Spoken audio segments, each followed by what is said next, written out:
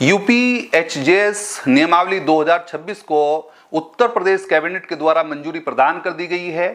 मुख्य बदलाव इस प्रकार हैं, यदि एचजेएस के रूप में जो पहले कोटा होता प्रोन्नति के माध्यम से जो प्रमोट होते थे सीनियर डिवीजन से या सीजीएम से, वो पहला कोटा उनका 65% होता था, उसमें 15% घटा दिया गया। अब जो है 50% कोटा उनके पास रहेगा।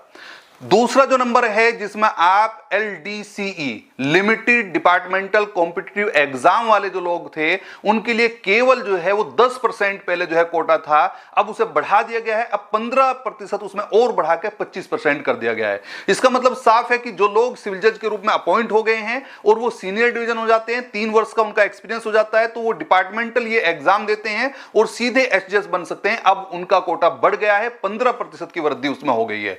और जो डायरेक्ट एपीओ लोग जो डायरेक्ट जो है जो एडवोकेट्स हैं जो एग्जाम देते हैं, उनका तो वही कोटा है, पहले भी 25% था, अभी भी 25% है। एक बड़ा बदलाव यह है कि जो पहले मिनिमम क्वालिफिकेशन जो होती मिनिमम जो क्वालिफाइड मार्क्स होते थे वो 45% आप किसी भी कैटेगरी में हो वो लाने आवश्यक थे, लेकिन अब एक प्रोविजन जोड़ के एक प्रावधान किया गया है कि अगर आप अनुसूचित जाति, जनजाति या दिव्यांग कैटेगरी में आते हैं तो ये 40% तक लाया जा सकता है। इसका मतलब साफ है कि 40% नंबर लाने पर आपको क्वालिफाइड कर दिया जाएगा। Thank you.